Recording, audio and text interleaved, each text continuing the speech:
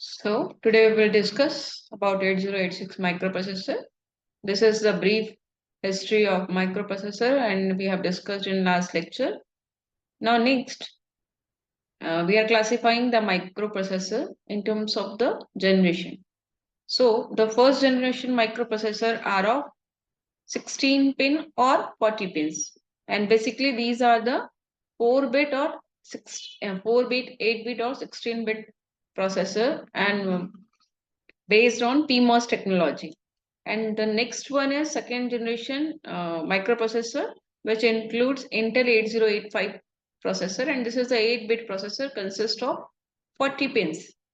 And this is based on the NMOS technology. And so as a result, having faster speed, higher density, and compatible with the TTL logic. And next, third generation microprocessor, 16, these are the 16-bit processors and based on HMOS technology, having high speed and higher packing density. And number of pins is also increased in the third generation microprocessor. Here you can see 40 pin, 48, 64 pins. So these are the pin available in the IC. Next, fourth generation. This is 32-bit processors. And in 1980s, this fourth generation microprocessor are used and having physical memory space of 16 MB. And this is also based on the HMOS technology. And in this fourth generation of microprocessor, there are number of addressing modes. And or we can say it support more number of addressing modes. And the fifth generation microprocessors are the Pentium processor. So here we are going to discuss about the 8086 microprocessor. These are the few key features of the 8086 microprocessor. The first one is 8086 as a 16-bit processor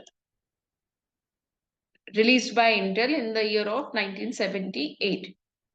Already discussed the based on the HMOS technology, and this is 40 pin dual in package, and this is or we can say this is available in the form of dual DIP package form, and approximately 29,000 transistors are present in this,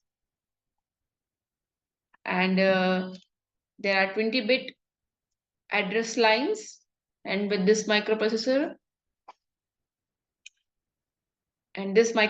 have addressing capability of 1 megabytes. How memory is calculated? To keep power number of addresses bus. So in case of 8086 microprocessor, there are 20-bit address.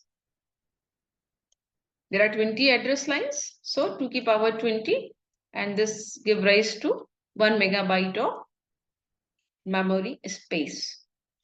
And this will operate in two modes. One is minimum mode and another one is maximum mode, and this is decided by the minimum and maximum pin. And we see this and early next slide.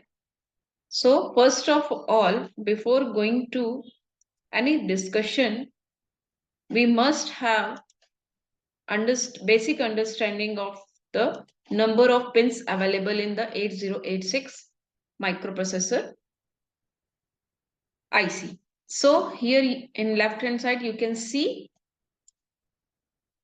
this 8086 IC, and there are total 40 pins. Pin number 1 is ground and pin number 40 is VCC, and pin number 1 to 20 is toward the left hand side of the IC, and this is pin number 21 to 40. This is the sequencing from top to bottom and then from bottom to top. This is the numbering pattern. So here you can see AD here from pin number 16, AD0 to AD14. So pin number 2 to 16 is pointing the AD0 to AD14. So what is this AD? This AD is address and data bus. This is representing address and data bus. And there are total 20 address buses. Means there are total 20 address lines.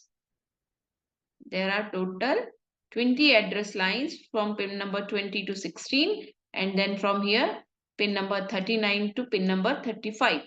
Out of these 20 address lines, pin number AD0 to AD15, these are multiplexed address and data bus. And from AD18, AD16 to AD19, these are the signals, address lines which are multiplexed with the status signal also. So these are the address and data bus.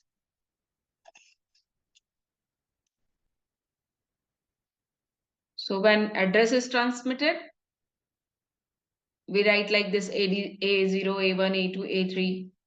And when data is transmitted, we write D0 to D7. Suppose we have transmitted data, 8-bit data. So from D0 to D7, we upload that data. So this is all about the address and data bus and the status signal. Now next, here, bus high enable signal. So here in this bus